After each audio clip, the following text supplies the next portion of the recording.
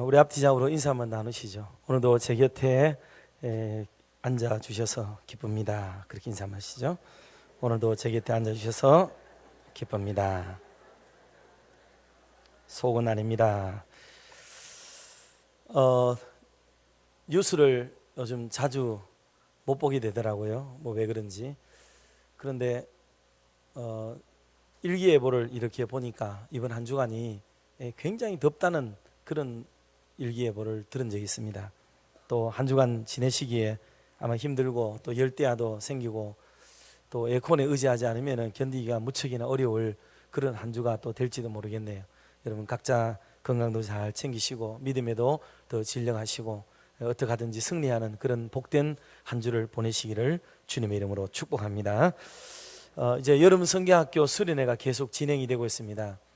오늘까지 유년부 이제 여름 성경학교가 이제 마쳐지게 되겠네요. 그저께 캠프를 가기 위해서 개회 예배 설교를 또 목사에게 부탁을 해서 기도 중에 또 어떤 말씀을 드릴까 하고 고민을 하다가 배운 대로 행하는 어린이, 그런 제목으로 말씀을 전하기도 했습니다. 오늘 본문의 말씀들도 전체적인 정신은 같은 맥락입니다. 우리가 참 배우는 것은 좋아하고 아는 것도 많고 머리에 든 것도 많고 경험도 많고 참 그렇습니다. 교회 그러면은 우리가 다 알고 신앙생활 그러면은 모르는 바가 없고 대대로 예수를 믿는 집안에 있는 분들도 계시고 해서 예수를 정말 잘 알고 교회를 참 잘하는 그런 사람들은 되었으나 실제로 거기에 따르는 믿음의 행위가 우리에게 뒤따르고 있는지 또 뒷받침이 되고 있는지에 대한 부분들을 한번 돌아보는 시간이 되었으면 참 좋겠다 생각합니다. 사실 어른이 된다는 게 참 두려운 일이잖아요. 어른이 되는 게 되게 두려운 일이죠. 저도 결혼을 할 때 말을 못 하겠더라고요. 부모님께 너무 부끄럽고 또 너무 두려워서 그 좋은 사람이 있다는 걸 얘기를 못 하겠더라고요. 말을 못 했어요. 말을. 왜 그렇게 쑥스럽고 무서운지. 그리고 어른이 된다는 게 그렇게 두려운 일이더라고요. 사실 목사가 되어서도 제일 두려운 일은 담임 목사가 된 것입니다. 부교육자는 사실 사랑도 많이 받고 또 실수가 있어도 허물이 있어도 그게 큰 문제가 되지 않더라고요. 그런데 담임이 되면 모두가 아주 냉엄한 눈으로 이렇게 지켜보기 때문에 말 하나 행동 하나 시장 하나 가는 거 뭐 그런 것까지도 다 말이 되고 오해를 낳고 그런 일들이 벌어지기 때문에 참 두려운 마음이 있습니다. 길도 잘 가기가 어렵고 참 그럴 때가 사실 없지 않습니다. 그런데 그런 것보다도 더 큰 두려움은 뭐냐 하면 어른이 되면 또 담임 목사가 되면 그 누구도 간섭을 할 수가 없다는 거예요. 자기 스스로가 개인의 신앙과 경건도 지켜야 되고 교회에 대해서도 자기가 생각하고 판단하고 은혜롭게 해야 되고 그리고 자기가 다 해야 되는 거예요. 어른이 되면. 어른이 된다는 것은 그런 걸 의미하는 거 아니겠어요? 선교사님들이 가장 고민스러워하는 게 뭐냐 하면 선교지에서는 그 누구도 자기를 간섭하지 않는다는 거예요. 그 홀로 자기 스스로가 판단해야 됩니다. 말씀을 따라 살아야 되고 경건하게 살아야 되고 정의롭게 살아야 되고 그 누구도 간섭하지 않습니다. 어른이 되면 옆에서 누가 뭐라 그러지 않아요. 그러나 아이들 때는 간섭을 합니다. 이래라 저래라 가라 와라 앉아라 서라 다 말하는 거죠. 애들 때는 그게 그렇게 귀찮게만 들려지는 얘기예요. 그러나 나중에 생각해 보면 그런 얘기를 들을 때가 가장 행복하고 어른이 되어도 제법 성장해도 누군가가 곁에서 한마디씩 던져주고 사랑의 마음으로 보듬어주고 위로해주고 또 좋은 방향을 지시해주는 그런 멘토가 있기를 바라는 게 오늘 시대의 사람들의 흐름이 되었습니다. 아무도 없이 홀로 독야청청하는 사람들, 고운 무립에 있는 사람들, 참 여러분 불쌍한 사람이 되는 거예요. 그들의 고통은 참 이루 말할 수가 없는 거죠. 그러니 저와 여러분들도 각 가정에 돌아가면 가장이고 또 누구도 간섭 안 할 어머니들이 되어 계시고 우리는 우리의 신앙을 우리가 지켜야 돼요. 누가 뭐라고 말하지 않습니다. 목사가 뒤 따라다니면서 이래라 저래라 말하지도 않고 또 장로님들이 여러분을 찾아다니면서 모자라는 부분들을 이렇게 하라 저렇게 하라 이제 그렇게 하지 않습니다. 왜냐하면 우리도 그런 얘기를 또 싫어하고, 내가 알아서 다 하는데, 내가 판단할 건데 뭐 그렇게 남의 일에 그렇게 관섭을 하느냐고, 그런 걸 싫어합니다. 전화도 싫어하고 이제 방문도 싫어하게 되고, 이제 우리가 다 판단하게 되어 있습니다. 어른이 되는 거죠, 어른이. 그러면 거기에 걸맞는 책임도 우리가 져야 하는 거예요. 나의 선택이고 나의 결정이니까 거기에 뒤따라오는 피폐함과 그리고 건조하고 또 무미스러운 삶을 살아가는 그런 삶에 대한 책임도 내가 다 져야만 되는데, 우리는 그런 부분에 있어서는 그 책임이 남에게 있을 것 같고 권리 행사는 내가 다 해야 되는 그런 이율배반적인 흐름을 쫓아서 시대에 편승해서 살아가기를 아주 익숙하게 자리를 잡고 있습니다. 그런 면에서 오늘 전해드릴 이 말씀들은 우리가 이 믿음이라고 하는 것이 참 겉으로 듣기에는 너무 좋은 말이고 대단한 말입니다. 그러나 이 믿음에는 책임이 뒤따르고 이 믿음에는 의무가 따르는 행함이 있어야 되는 것을 성경은 지금 고발하고 있어요. 그런데 한국 교회는 지금 지난 약 500년 동안 일어났던 개혁주의적 신앙, 다시 말해서 구교인 천주교에 반하여서 개혁교회가 일어나면서 믿음을 강조하게 됐죠. 구원은 믿음으로 얻는 거지 행함으로 얻는 것이 아니다 하는 이 하나에 꽂혀가지고 행위 자체를 부정하게 되고, 행위는 틀린 것이고 행위를 강조하는 것은 아예 나쁜 것이 되어져 버리고, 그것은 그리스도를 반하고 성경을 반하는 행위로까지 여기게 되어지는 믿음 일변도의 가치관과 이 교리를 가지게 되었습니다. 그러나 야고보는 그때 당장 알았습니다. 온 세상이 믿음 일변도로 빠져들어갈 때에 그는 바람직하지 않다. 믿음은 행위와 함께 결부되고 서로 함께 손을 맞잡을 때에 믿음이 믿음되고, 행함이 받침해 줄 때에 믿음이 빛나게 되고, 그리고 그 믿음을 보일 수 있는 방법은 행함이라고 소리쳐서 얘기를 했습니다. 야고보서는 성경 성도들이 좋아하지 않습니다. 왜냐하면 부담되는 얘기들이 너무 많기 때문에 자주 읽혀지지 않습니다. 많은 설교가들이 성경을 강론하지만은 여러분 생각해 보세요. 성경 속에 성경이 이 큰 분량을 가지고 있어요. 장수만 1189장으로 구성되어져 있는 엄청난 분량의 경전인데 이 속에 우리가 좋아하는 성경 구절들이 많지가 않습니다. 다시 말하면 사람이 쉽게 받아들일 수 있고 소화해내고 좋아할 만한 그런 말씀들은 많지가 않습니다.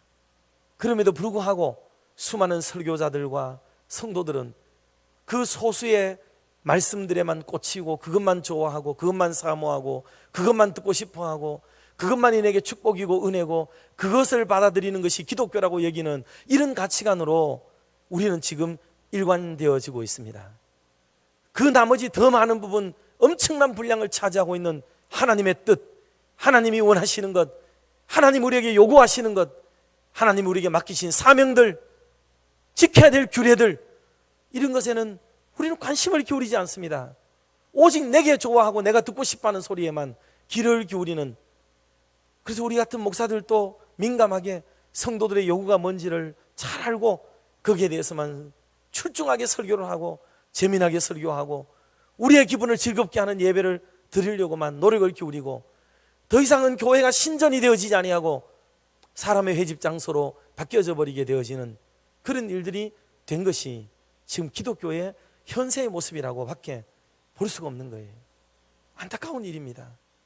오늘도 우리는 하나님을 기쁘시게 하기 위한 마음 자세나 방향성을 가지고 있기보다는 힘과 피로에 지친 우리들이 여기서 안녕을 얻고 회복을 얻고 우리가 즐겁게 되어지고 우리가 회복되어지고 우리가 치료되는 쪽에만 관심을 갖는 이런 인본주의적 신앙으로만 일관하고 있고, 말로는 하나님을 앞세우고 하나님을 영화롭게 하고 하나님을 드러내는 쪽으로 수많은 말을 하지만은, 그러나 사실은 현세 속에서는 전부 우리를 만족시켜야 되는 게, 나를 만족시키지 않으면 은혜로운 예배가 아니고, 나를 기쁘게 하지 않으면 은혜로운 교회가 아니고, 나를 회복시키는 교회가 좋은 교회가 되어지고 있는 그런 실정이 되어져 버리고 하나님은 더 이상 자리에 없어져 버리게 되었습니다.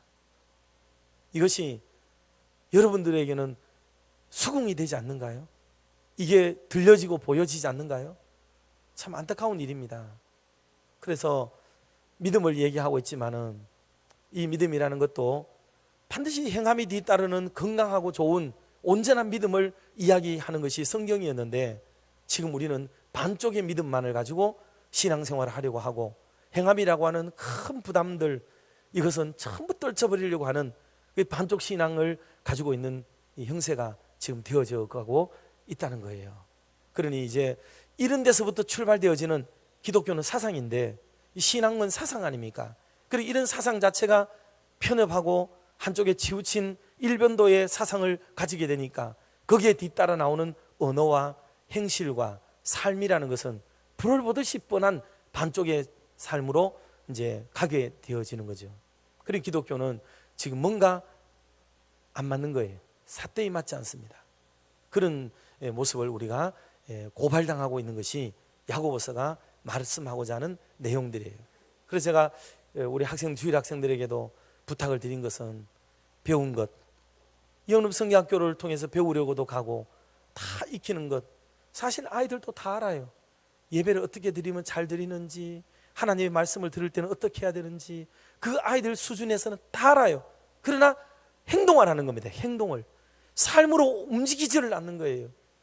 그거를 좀 깨트리고 삶으로 실천하고 행동하는 신앙을 아이들에게 좀 가르치면 좋겠다 하는 것이 담임 목사의 바람이고, 지금 현재의 판도나 흐름을 볼 때에 신앙의 각도와 분명한 방향성을 그쪽으로 가져가는 교회 교육이 이루어지는 것이 옳겠다 생각을 해서 그렇게 말씀을 전한 겁니다.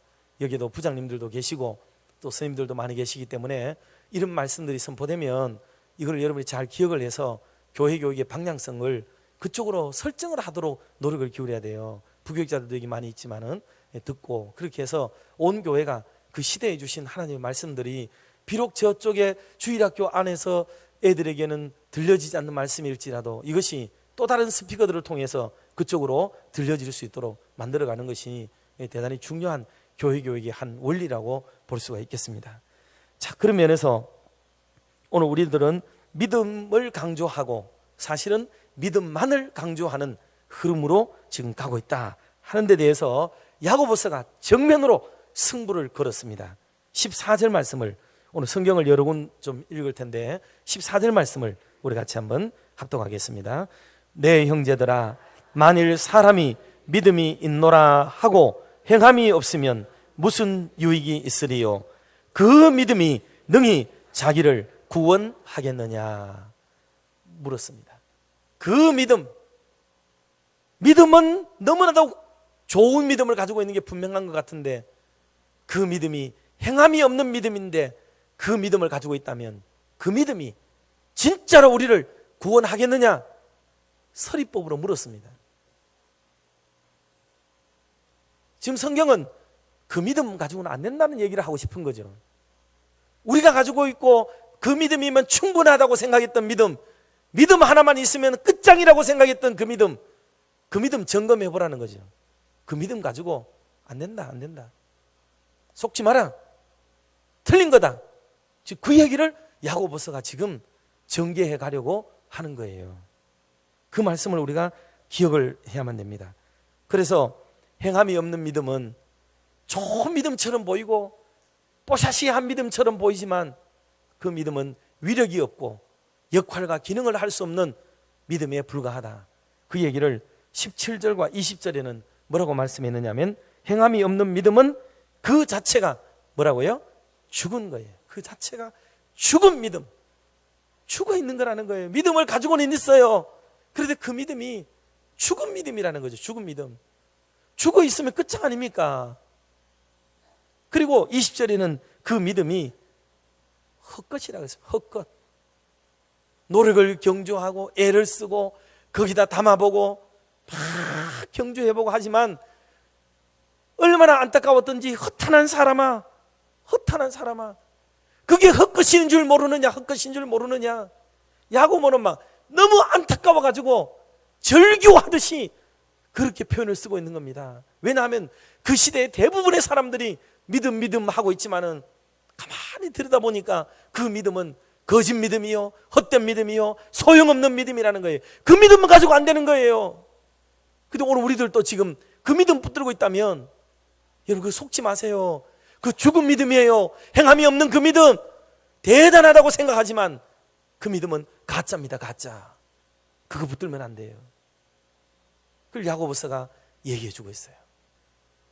자, 그러면 행함이라고 하는 것은 단순히 그냥 그리스도인으로서 품위 있게 살기 위해서 행함이 필요하다든지, 교양 있는 삶을 사는 방편으로서 행동하며 살아야 된다든지, 또는 조금 더 신앙을 가진 자가 넉넉한 삶을, 덕된 삶을 살기 위해서 행함을 가져야 된다는지 따위로 얘기하는 게 아니에요.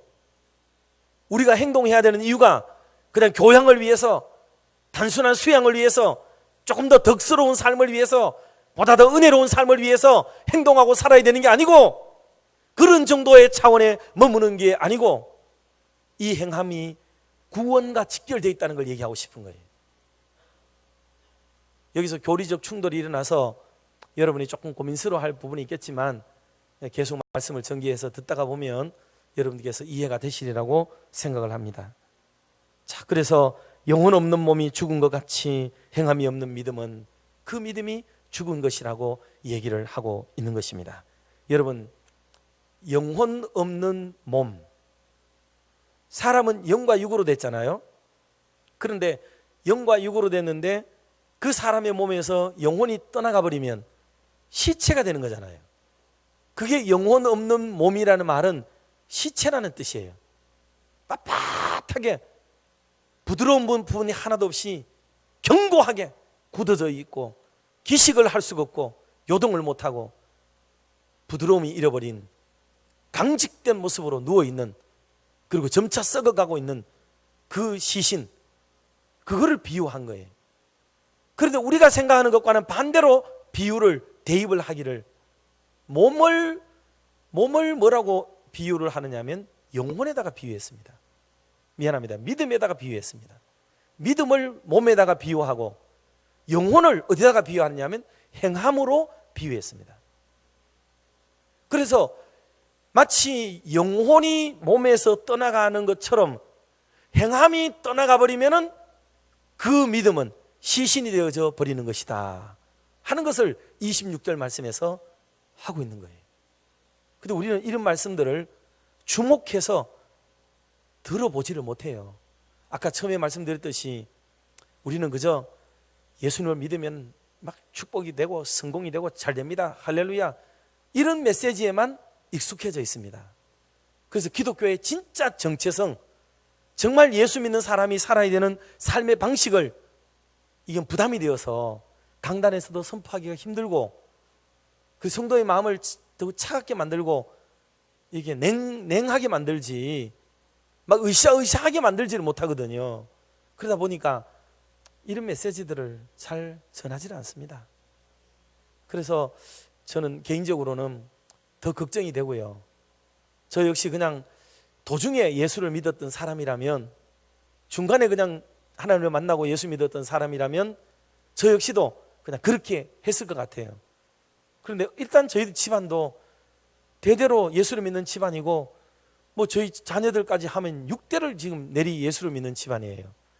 그러니 저 역시 기독교 자체에 대한 걱정이 누구보다도 많은 사람이고, 거기에 대한 사명감을 비교적 작지만은 가지고 있는 목사다 보니까 진짜 이 문제는 한국 교회가 시급한 문제다, 이런 갈급함이 제게는 좀 남달리 좀 있습니다. 그래서 우리 교회가 참 다른 교회처럼 더 은혜롭고 행복하고 좋은 교회가 좀 못 되고 있는 것 아닌가라는 자괴감도 제게는 좀 들어서 좀 미안한 마음이 사실은 없지는 않습니다. 그렇지만은 또 한편에서는 그래도 기독교 신앙의 원형을 그래도 전수시켜 나가고 유지해 나가야 되는 그런 교회가 있어야 된다면 저는 그게 우리 대구 칠곡 중앙교회가 되었으면 좋겠다. 하나님이 진짜 우리를 이곳에 부르시고 우리 모두가 함께 여기서 신앙생활을 해 나가야 된다면 남들이 하지 않는 소리라도 이 말씀을 극구 꾸역꾸역이라도 전해서 제대로 된 신앙을 승계시켜 나가는 것이 필요하지 않겠는가 하고 저는 그렇게 생각이 들고, 그래서 이 깨달은 말씀들을 이미 한 10여 년 전부터 사실은 전국으로 다니면서 제가 이 말씀을 전했습니다. 크고 작은 강단에서 이 부분에 대해서 정말 힘주어서 말씀을 했고, 심지어는 우리 교수님들이 계시는 총신대학교에까지도 우리가 가서 말씀을 전하는 기회를 그때 얻어서 말씀을 전했고, 또 교수님들도 충격을 받으시더라고요. 그러면서 진짜 이걸 전해야 되는데 라는 그런 깜짝 놀라 하시는 그런 부분들도 저는 경험을 했습니다. 이런 얘기들은 자칫 목사가 자기 자랑을 하는 것으로 여겨지기 때문에 우리 강단에서는 개인적인 간증 부분들을 좀 가급적 자제하려고 노력을 좀 많이 기다려오고 있습니다만, 바라기는 여러분, 이 행함과 믿음과의 상관관계 문제가 한국 교회에 지금 화두가 돼야 됩니다. 이게 화두가 돼야 되고, 이거를 고쳐야 더 건강하고 좋은 믿음으로 갈 수 있게 된다 하는 것을 기억을 해야 되겠습니다. 자, 그래서 그러면 이 좋은 믿음으로 가기 위해서 어떻게 해야 되느냐? 두 가지를 고쳐야 돼요. 두 가지를. 첫째는 말뿐인 믿음, 말만 있는 믿음이 있잖아요. 말. 이건 오래전부터 우리가 들어왔던, 신앙의 선배님들로부터 들었던, 지적받았던 내용이 바로 뭐냐면, 말만 풍성한 성도들, 마치 무성한 입만 가득 있는 무화과와 같은 신앙이라고 그렇게도 얘기를 들었던 그 신앙의 형태를 우리가 벗어나야 됩니다. 갈수록 여러분, 우리들에게는 헌신도가 떨어집니다. 며칠 전에도 인근에 있는 선배 목사님들이 전화를 두 분이 제게 주셨어요. 김 목사 교회는 좀 어떠노? 우리 교회는 지금 성도수가 줄어들고 헌금이 떨어져서 지금 큰일 났다. 내가 지금까지 개척해가지고 목회하면서 이 재정적인 이 압박이라 그러면 압박을 한 번도 느껴본 적이 없는데, 내가 요즘 쫓아가지고 지금 큰일이다. 이게 왜 이런지 모르겠다. 그래서 얘기를 쭉 하시는데, 30대 40대 성도들의 헌신도가 제로라는 거예요. 제로. 30대 40대 성도들의 헌신도가 제로라는 거예요. 제로. 헌금도 안 하고 기본적인 성도들이 갖춰야 될 행동과 이런 양식에 대해서 전무하다는 거예요. 전무. 기존의 성도들, 전례적으로 내려오던 어른 성도들의 헌신과 11조와 그것으로 교회가 그냥 유지되고 있다는 거예요. 어느 정도 그 말이 제게도 공감이 좀 되었습니다. 사실은 참 교회가 걱정이라고. 다른 목사님도 똑같은 얘기를 하시더라고요. 그러면서 같이 지금 동시대를 사역하고 있는 목회자들로서 교회를 염려하고 걱정해보는 그런 마음을 같이 토로해 보기도 했습니다. 여러분, 이것은 비난하기 위해서 드리는 말씀도 아니고 지금 현실이 그렇습니다. 오늘 많은 성도들이 교회 안에서 헌신하지 않습니다. 이것이 오늘 한국 교회의 미래를 어둡게 만드는 원인이 되고 있습니다. 다음 세대가 없어서 여러분 우리가 걱정이라고요? 아닙니다. 그 다음 세대라고 일컫는 사람들의 부모 세대들의 헌신도가 제로이기 때문에 교육은 지금 걱정이 되고 있는 거예요. 물론 하는 분들이 있습니다. 우리 교회 같은 경우는 사실 30대 40대의 헌신도가 타 교회에 비해서 좀 많습니다. 그리고 그 점에 있어서는 제가 힘있게 얘기할 수 있는 부분들도 있습니다. 굉장한 관심과 사랑을 가지고 있어요. 이런 칭찬을 이 시간에 다 하려고 그러면 설교의 본래의 뜻을 전달할 수 없기 때문에 제가 설교 시간에 그런 특정 부분들을 많이 칭찬하거나 이러지는 않습니다. 그런데 지금 오늘 시대의 흐름이 그러하다는 것을 다만 말씀을 드립니다. 그렇기 때문에 개교회마다 지금 걱정이 태산이에요. 걱정이 태산이에요. 그러면 그 다음 세대 어린아이가 태어나도 그 어린아이를 가르쳐야 되는 부모 세대인 30대 40대의 부모들이 자기의 삶을 통해서 신앙을 보여주지 않고, 그러면서 교회로 말미암아서 무엇인가 요구하고 교회가 그 자녀 교육을 해야 될 책임이 막중하게 가지고 있다고 등은 얘기하는데, 교회는 도대체 무슨 재원을 가지고, 왜냐하면 본인들이 11조와 감사와 헌신도도 없으면서 헌금도 하지 않고 봉사도 하지 않는데, 그러면서도 교회는 도대체 어디서 어떤 돈이 나와서 그것으로 그렇게 할 수 있겠냐 말이죠. 이 딜레마에 지금 한국 교회가 지금 봉착하고 있다는 얘기를 합니다. 주일학교가 65%가 이미 주일학교가 없어졌습니다. 이런 안타까운 현실 속에 지금 한국 교회가 봉착되어 있는데, 오늘도 여전히 우리가 믿음만 가지고 얘기하기에는 참 어려운 시대를 맞이하고 있다 하는 것을 알게 됩니다. 그래서 행동이 뒤따르는 신앙으로 바뀌어지지 않는다면 미래는 암울하다고 볼 수밖에 없습니다. 야고보서 2장 오늘 15절 16절 말씀을 우리 같이 한번 합독해 보도록 하겠습니다. 만일 형제나 자매가 헐벗고 일용할 양식이 없는데 너희 중에 누구든지 그에게 이르되 평안히 가라, 덥게 하라, 배부르게 하라 하며 그 몸에 쓸 것을 주지 아니하면 무슨 유익이 있으리요. 아멘. 그래서 신방을 가면은 그런 일을 참 많이 경험을 하죠. 바닥이 차갑고 막 쌀독이 쌀이 떨어지고 애들은 먹을 것이 없고 합니다. 그리고 신방대원이 쭉 갔다가 나오면서 생각이 있으신 이렇게 여자분들 중에는 또 입술이 촉바르고 그런 분들도 계시잖아요. 막 아이고 김집사 방이 이게 뭐로 방 좀 따뜻하게 좀 해라. 아가씨 저게 뭐로 좀 먹이고 좀 하지. 누가 떼고 싶지 않고 누가 먹이지 않고 싶겠어요. 그러나 떼려고 하니까 난방비가 없고 먹이려고 하니까 기름진 것이 없는 걸. 그 어떻게 해요 그거를. 차라리 그런 말이라 하지 않고 나오면 괜찮겠는데 그런 말까지 다 옮기고 나오니까 얼마나 힘이 들어요. 목사들이 쫓겨나옵니다. 도망 나오죠. 부끄러워서. 그래서 옛날 어른들은 그랬어요. 장판 밑에 그래도 다음 5만 원이라도 3만 원이라도 이렇게 밀어놓고 애들하고 같이 외식이라도 한번 하세요 하고 나오도록. 그게 그 사람을 위한 실제적인 신방이 되고 실제적으로 유익이 되고 도움이 되는 거죠. 그게. 그 목사가 돈 3만 원 5만 원 쓰려면 교회 절차가 얼마나 복잡한지 아세요? 우리 교회는 간소화해놨습니다. 좀 낫습니다. 그렇지만 다른 교회들요 이게 불가능합니다. 재직기 하면 저 집에 음료수 10,000원짜리 들고 갔는데 저 집에는 할인 코너에 가가지고 6,000원 주고 가져갔어요. 재직회 때 그게 나와 싸움이 벌어졌어요.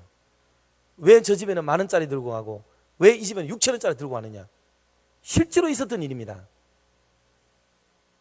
그래가지고 재직회가 대판 싸웠어요. 이게 현실 교회의 현실입니다. 이러니 어느 집에 3만 원 꼽아주고 어느 집에 2만 원 꼽아주고 어느 집에 5만 원 꼽아주고 이거요 난리가 날 일입니다. 치 아프소 골치 아프다 안 합니다. 이런 현상이 되어져 가고 있는 거예요. 그게 우리의 밭이, 우리의 영적이고 믿음의 밭이, 신앙의 밭이, 목회의 밭이 너무 성그럽고 너무 힘들어요. 가시밭길처럼 힘들어지고 있고 무엇 하나 하려고 하면 그게 그렇게 힘들고 어려운 그런 상황이 있습니다. 말은 은혜롭고 그렇게 하면 좋겠다고 생각하지만 막상 그렇게 하는 절차나 그렇게 하는 일과 그렇게 하고 난 뒤의 일이 교회의 현실이 너무 냉혹하고 너무 참담해요. 이 불가능합니다. 이런 딜레마를 우리가 지금 안고 있어요. 이게 왜냐하면 행동하고 우리의 이론하고의 차이가 여기 오는 겁니다. 남의 교회에서 일어났던 감동스러운 얘기를 들으면 우린 다 좋아해요. 그게 막 은혜롭기가 그지없어요. 눈물도 흘리고 손을 들고 기도합니다. 그러나 내 교회에서 10만 원 문제가 생기면 교회는 싸늘해집니다. 그런 은혜, 그런 축복, 그런 기적, 그런 놀라운 역사 경험할 수가 없어요. 우리는 너무 메말라 있어요. 우리의 영혼이 너무 메말라 있습니다. 내가 그 기적의 주인공이 되고 싶은 마음도 없습니다.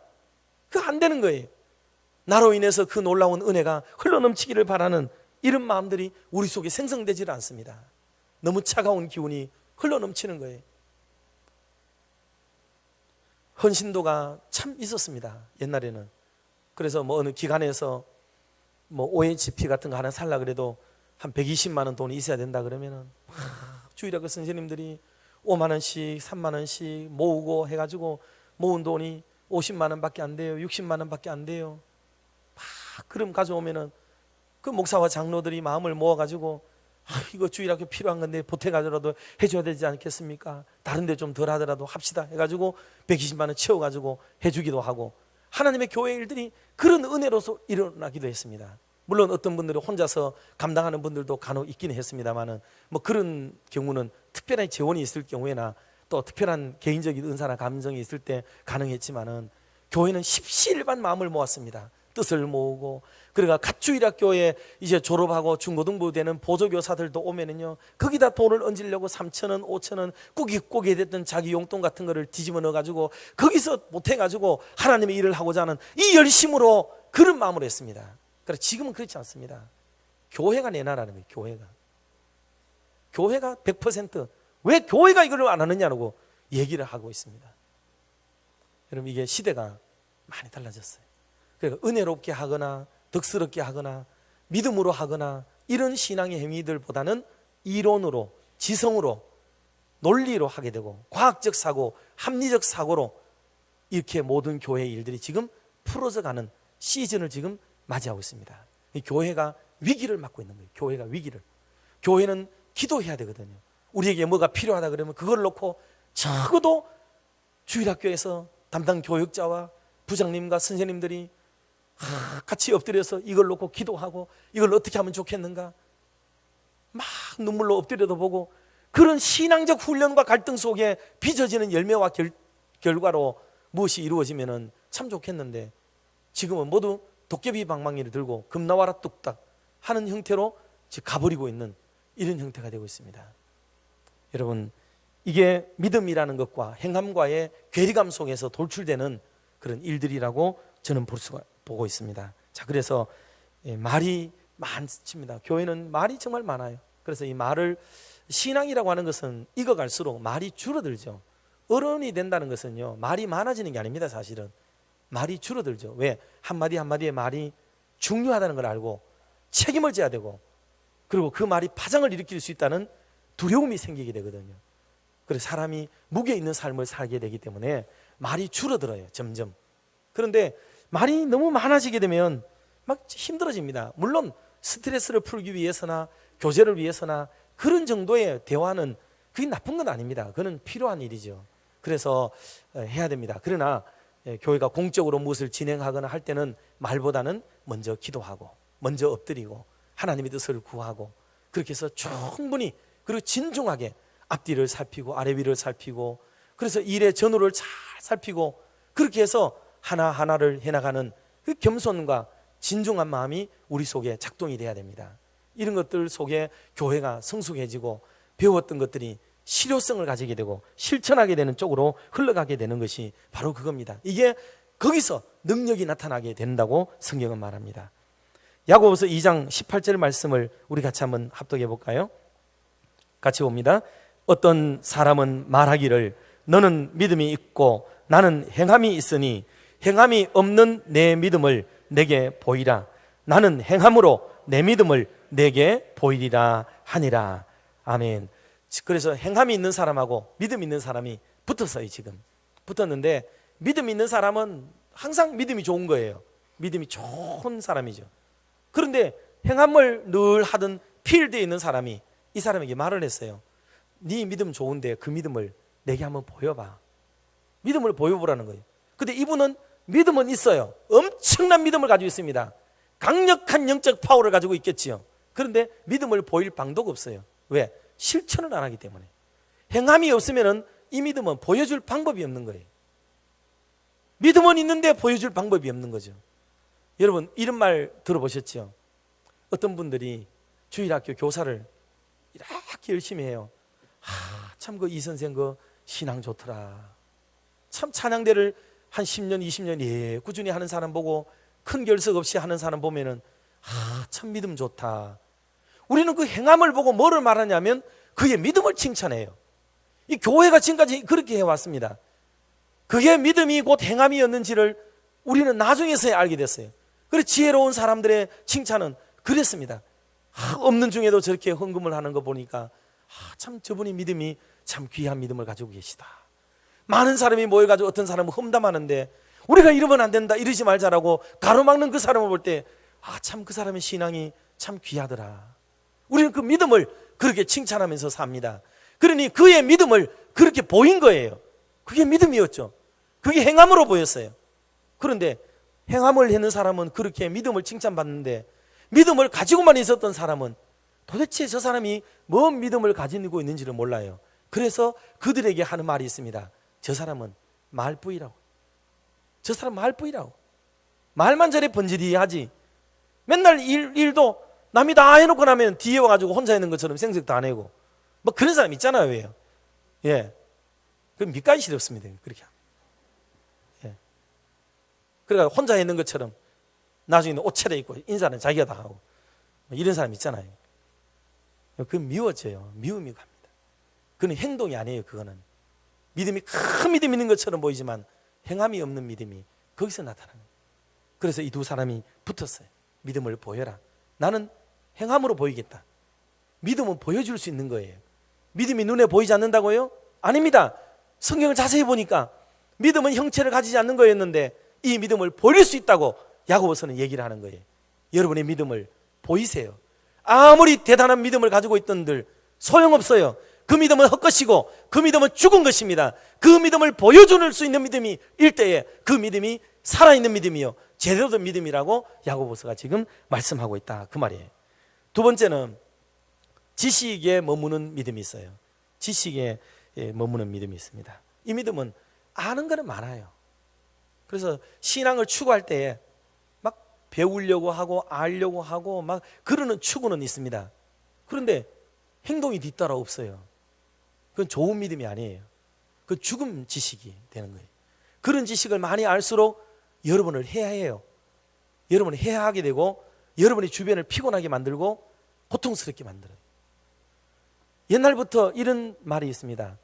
신학교를 갔다가 목사가 안 된 분들이 있는 교회 성도들이 한 명만 있으면요 그 교회는 초토화 됩니다. 성경학교를 다니고 거기서 목사가 되지 않고 목회자가 되지 않으면서 거기에 있는 사람이 있으면 목사요 피똥 쌉니다. 진짜 힘들어요. 왜냐하면 아는 게 많거든요. 같은 신학교에서 배운 게 있고 뭐 이렇고 저렇고 아는 게 많아요. 그런 잣대로 들여다보기 때문에 교회는 편할 날이 없는 거예요. 그게 행악질이에요. 아세요? 행악질은 막 술 먹고 나대는 것만 행악질인 줄 아세요? 그게 해코지하는 거예요. 그게 그렇게 배운 지식이 힘들게 만들어요. 헌법책 들고 다니면서 막 헌법 얘기 많이 하고 여러분 그거 얼마나 위험한지 아세요? 행동은 하나도 뒤따라올 수가 없어요. 안 됩니다. 그런데 아는 것만 많아지면 위험해집니다. 야고보서는 그걸 지적해요. 그래서 19절 말씀 같이 한번 합동해 보도록 합시다. 봅니다. 내가 하나님은 한 분이신 줄을 믿느냐? 잘 하는도다. 귀신들도 믿고 떠느니라. 아멘. 하나님에 대해서 식견이 있습니다. 아주 뭐 하나님을 알다니요. 원래 하나님은 이 시대의 개념으로는 하나님 몰라요. 잘 모릅니다. 하나님을 안다는 것은 눈에 보이지 않는 하나님을 경험했다는 거예요. 이건 엄청난 겁니다, 이게. 그런데 하나님을 어떻게 내가 알았다 그러니까 그거 가지고 자랑하지 마라, 제발. 귀신도 안다, 귀신. 귀신도 그런 정도는 다 알고 있어. 하나님이 두려워서 떨고 예수님을 보면은 하나님의 아들인 줄 다 알고 그 정도는 기본적으로 안다. 그래서 그 아는 걸 가지고 떠벌리고 지식을 자랑하고 그래 하면 교회가 어떻게 되겠냐는 거지. 그거 가지고 자랑할 게 아니다. 행함이 있냐 말이야. 네가 아는 대로 얼마나 네가 그리 많이 아는데 그걸 가지고 행동으로 옮기고 삶으로 옮기고 살고 있느냐. 성경 그걸 보겠다는 거예요. 그거를. 네 아는 지식이 너를 망하게 하는구나. 네 많은 지식이 너를 망하게 하는구나. 몰라도 부족해도 차라리 순종하는 게 100번 낫습니다. 오늘 우리가 많이 선생되지 말라는 말의 의미가 뭔지 아세요? 많이 알면 선생하고 싶은 거예요. 가르치고 싶은 거예요. 고치고 싶은 거예요. 모든 곳에 입을 다 대기 시작합니다. 피곤해져요. 주변이 시들어집니다. 고통 속에 성도들이 사로잡히게 되는 거예요. 하나를 하더라도 실천하고 행동하는 것이 그게 우리를 살리는 일이 되는 것입니다. 그러므로 여러분들 많은 것을 배우려고 애쓰지 말고 하나라도 실천하려고 노력을 기울이는 신앙의 삶을, 방향성을 행동으로 옮기는 쪽으로 방향을 설정하세요. 그게 개인을 살리고 교회를 살리고 가정을 살리고 모든 것을 살리는 첩경이 되는 길이라고 성경이 말씀을 하고 있는 겁니다. 22절 말씀도 우리 같이 한번 보겠습니다. 이제 말씀을 좀 정리해야 되겠는데요. 자, 22절 같이 봅니다. 내가 보거니와 믿음이 그의 행함과 함께 일하고 행함으로 믿음이 온전하게 되었느니라. 아멘. 그러니까 믿음과 행함은 지금까지 이분법적으로 계속 대화를 해왔습니다. 말씀도 그렇게 전했고요. 그런데 사실 좋은 게 되려면 어떻게 되느냐? 믿음이 역사하려면 행함과 항상 짝을 하라는 거예요. 짝을 하라. 그리고 행함이 서브를 잘해야 믿음이 빛나고 그 믿음이 값어치가 있게 된다는 거예요. 그 다시 말하면 믿음과 행함은 뗄래야 뗄 수 없는 불가분리의 관계가 돼야 된다는 거예요. 그러니 믿음이 한 발 가면 행함도 한 발 가고 행함이 한 발 가면 믿음도 한 발 가고 이게 같이 걸어가줘야 그게 건강하고 아름답고 충성되고 멋있고 제대로 된 균형 잡힌 그런 믿음이 되는데 믿음만 가지고 계속 깽깽이를 걸으니까 그게 뭐가 되겠냐는 거예요. 그게 지치고 힘들고 넘어지고 쓰러지고 자빠지고 모든 일들이 어디서 생기느냐? 하나만 가지고 할 때 그렇다는 거예요. 하나만. 그러니 믿음과 행함은 오른발 왼발처럼 다 같이 걸어야 됩니다. 이런 균형 잡힌 믿음을 그거를 몸에 체득하고 그거를 배우려고 노력을 기울여야 되는데 우리는 아무것도 하지 않은 채 믿음으로만 외치고 있으면 그게 하나님의 뜻도 아니고 성경의 뜻도 아니고 교회를 이롭게도 할 수가 없고 개인에게도 축복이 되지 않는 일이 될 뿐이라는 것을 야고보서는 적시해서 말씀을 지금 하고 있는 겁니다. 말씀을 마칩니다. 사랑하는 성도 여러분, 히브리서 11장에는 믿음장이라고 일컬어요. 그러면 거기에는 전부 믿음의 사람들의 얘기가 나오죠. 아브라함부터 시작해서 이삭, 야곱 등을 비롯한 룻, 다윗 다 하나하나씩 나옵니다. 그런데 놀랍게도 거기서 말하는 것은 그분들이 믿음을 가지고 있었는데 그 믿음의 행위를 기록해놨어요. 믿음의 행위를 기록했어요. 그냥 믿음만 가지고 있더라라고 기록된 건 없어요. 아브라함은 100세 때에 아들을 바침으로 그 믿음의 행위를 보였어요. 라합도 이방 여인이면서 죄인이었지만은 탁 들어보니까 하나님의 신이 지금 강하게 이스라엘에 역사하는 걸 알게 되고 이 여리고성을 하나님이 침략해 올 것을 알았습니다. 그래서 이 간첩들을 탁 정탐꾼들을 숨겨주고 피신시켜주는 그 역사를 하면서 구원의 날에 나를 기억해달라고 행동했던 사람이에요. 행동하는 신앙의 사람들의 얘기를 기록했지 믿음만 기록되어 있는 게 아니에요. 이거를 야고보서가 지금 인용을 해가지고 와서 오늘 본문 25절 말씀 그리고 24절 말씀 다 지금 그 내용들을 지금 얘기하고 있는 게 21절도 그렇고요. 이게 그 시대의 믿음의 사람들의 행적을 얘기하고 있는 겁니다.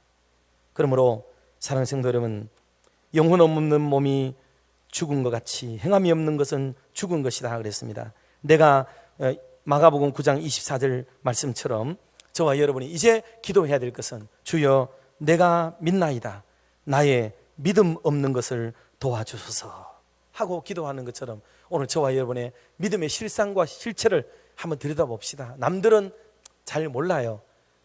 자기는 자기를 알아요. 남들 눈 의식하지 말고 솔직하게 내가 나를 아니까 내 믿음 이거 되겠나? 내가 진짜 믿음 있는 사람인가? 실천은 하는 사람인가?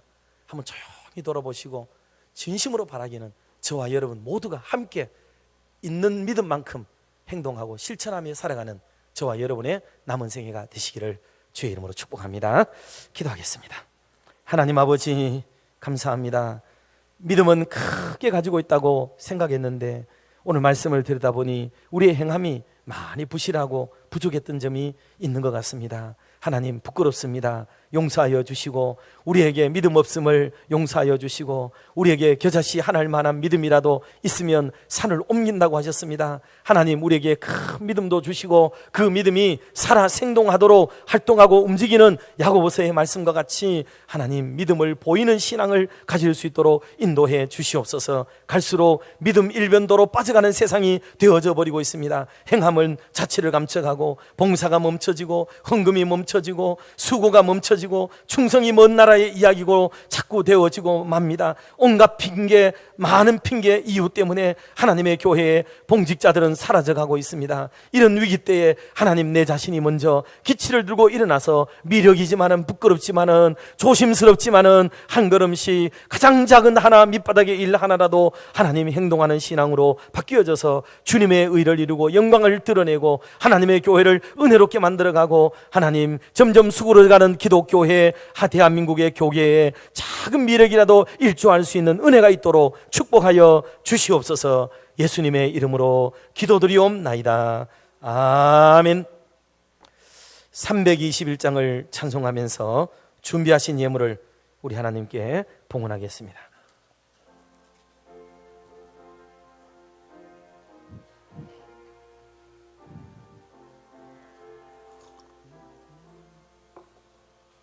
날 대속하신 예수